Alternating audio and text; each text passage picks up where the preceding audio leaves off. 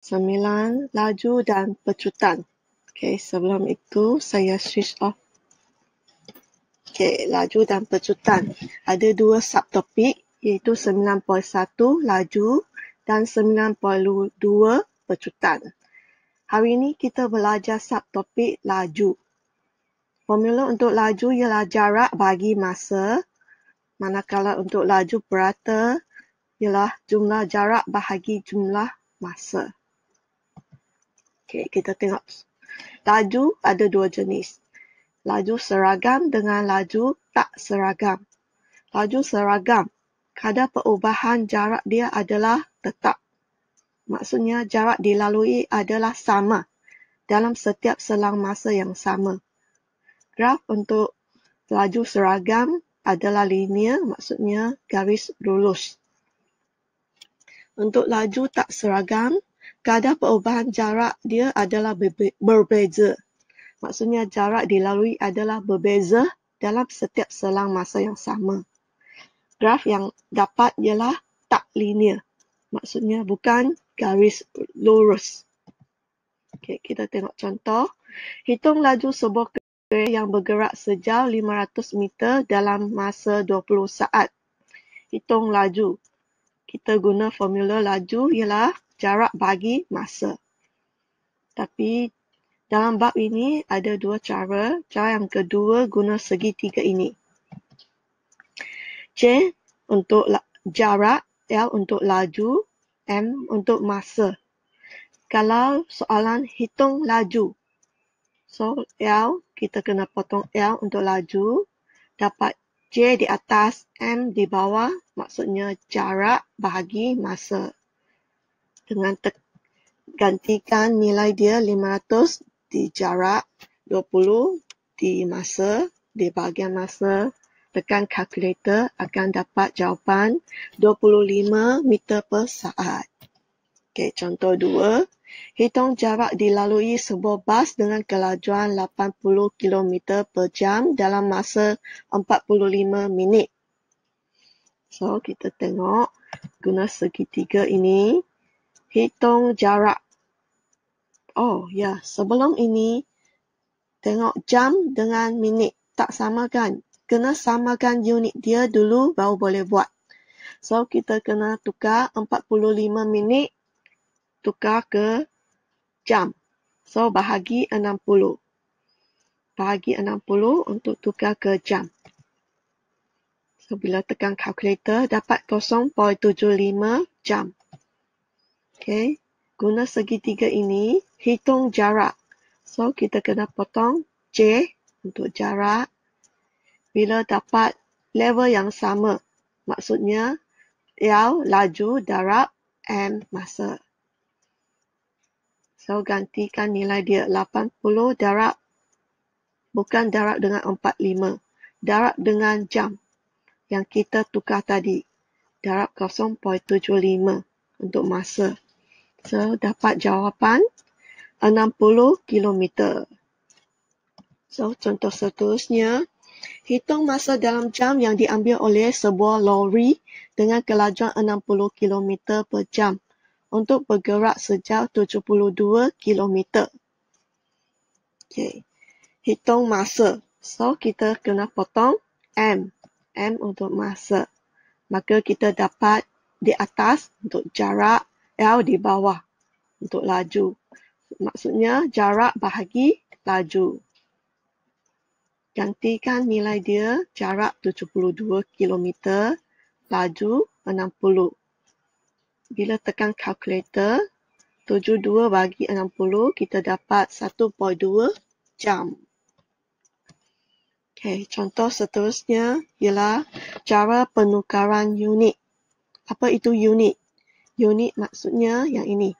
Meter per saat, kilometer per jam, sentimeter, meter, mililiter dan seterusnya. Atau kilogram, gram, itu semua ialah unit. So, soalan ini kita kena tukar meter per saat kepada kilometer per jam. Cara tukar, masa di tingkatan 1 atau masa sekolah rendah, kita sudah belajar cara tukar meter pergi kilometer. Tukar meter kena bahagi 1000 untuk tukar ke kilometer. Di saat, kita kena bahagi 60 untuk tukar ke minit, bahagi lagi 60 untuk tukar ke jam. So, tekan kalkulator akan dapat jawapan. Tapi ingat, masa tekan kalkulator, kena tekan dua kurungan ini. Kurungan di atas dan kurungan di bawah. Kalau tak tekan, jawapan dia adalah salah. Tak sama dengan jawapan ini. 18 km per jam. Okay, contoh kedua, had laju di Jalan Pontian ialah 90 km per jam. Cari had laju itu dalam meter per jam per saat. Sekarang, kilometer per jam. Per jam ialah bahagi J, bagi jam. Bila tukar kilometer per meter kepada meter, kita kena darab 1000. Di bahagian jam, darab 60 untuk tukar ke unit, darab lagi 60 untuk tukar ke saat. So, masa tekan kalkulator juga kita ingat tekan sekali kurungan di atas dan kurungan di bawah untuk jawapan yang betul. Jawapan yang betul ialah 25 meter per saat. Okay, contoh seterusnya. Ali mengambil masa 15 saat untuk berlari sejauh 120 meter. Kemudian dia berbasikal sejauh 60 meter selama 5 saat. Cari laju purata dalam meter per saat bagi keseluruhan perjalanan Ali. Okay, ingat lagi tak? Laju purata. Formula dia ialah jumlah jarak yang dilalui bahagi jumlah masa yang diambil. Jumlah jarak. Ada dua jarak, 60 meter dengan 120 meter. So, tambahkan dia. Pada bahagian masa ada 2, 5 saat dengan 15 saat. Bila tekan kalkulator, kena tekan kurungan atas dengan bawah untuk dapat jawapan yang betul. So, jawapan dia ialah 9 meter per saat. Okay, contoh yang terakhir. Jarak di antara Kuching dan Shibu ialah 304 km.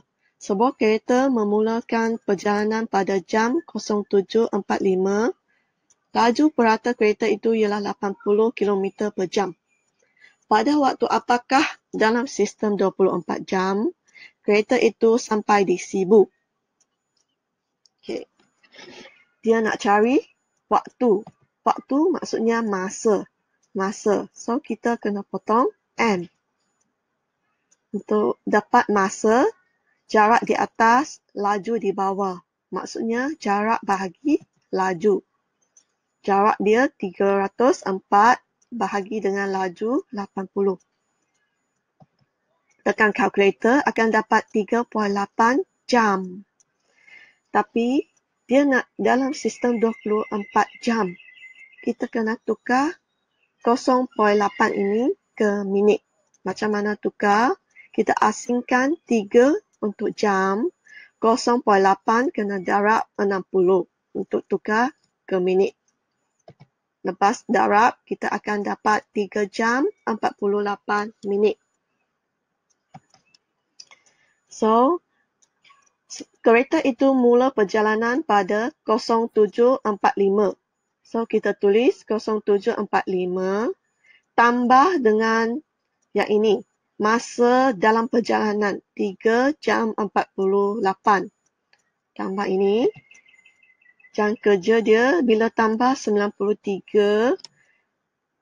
Minit sudah lebih daripada 60. So, kita kena tolak 60. Lepas tolak 60, kita kena tambah 1 di bahagian jam. Tambah 1. Akan dapat jawapan 11.33. Okey, itu sahaja untuk hari ini. Kalau yang tak faham di bahagian mana, boleh tekan replay balik Replay balik maksudnya ulang balik apa yang di bahagian mana yang kamu tak faham. Okay, selamat belajar.